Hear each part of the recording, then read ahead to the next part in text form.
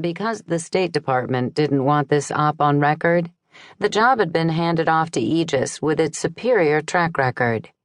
Their orders were simple: get the job done quietly and quickly, and with no link back to the U.S. government whatsoever. Ryder didn't respond, and Zane knew his boss was thinking, "We'll see." But facts were facts. Sure, there were a whole lot of people who wanted the science percolating in Humboldt's genius mind, and another bunch who'd like to see him dead.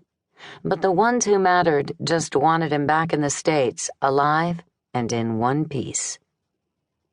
Time ticked by slowly in the oppressive early morning heat.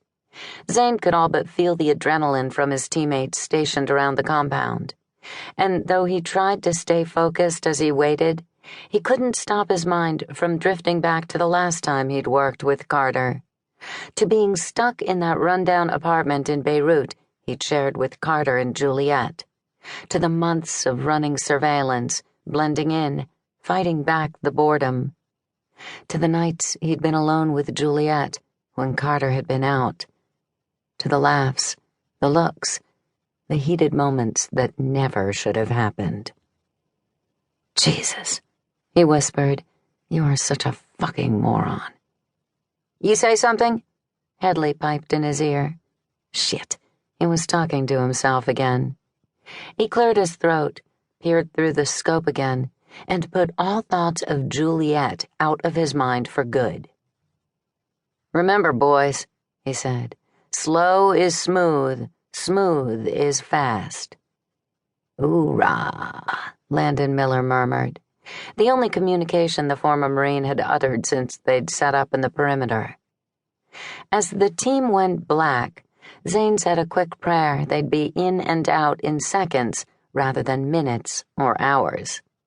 Said another that no one got dead.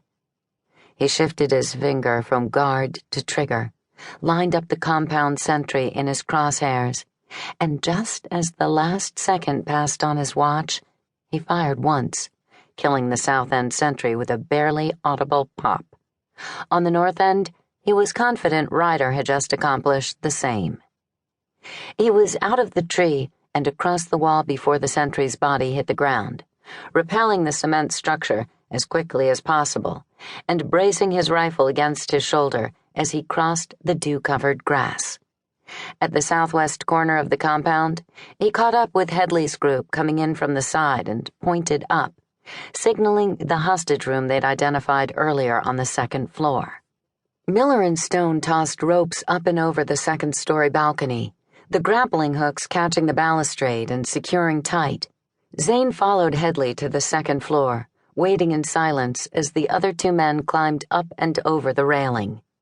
As a silent unit, they made their way across the balcony and lined up outside the hostage room. Headley signaled with his finger, counted to 3, and then pulled an M84 flash grenade from his pack. When he got the nod from Headley, Zane used his rifle to blow open the door of the compound.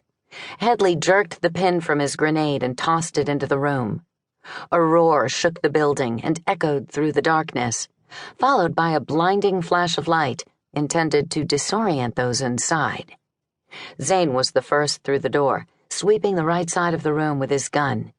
Headley came in on his tail, scanning the left, while Miller and Stone followed through the middle zone.